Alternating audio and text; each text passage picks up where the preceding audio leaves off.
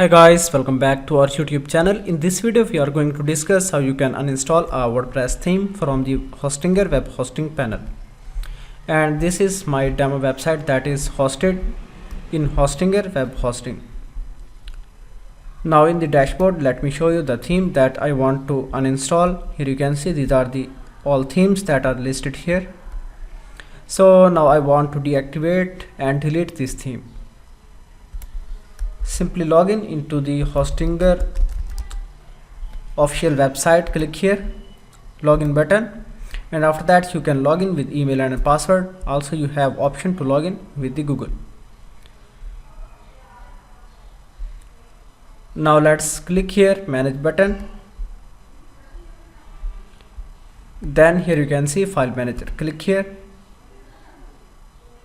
After that, now we are redirecting into the file manager.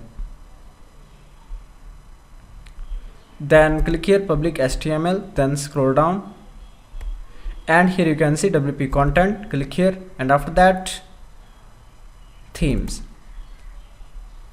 Now here you can see DB, right click, and after that delete, then confirm.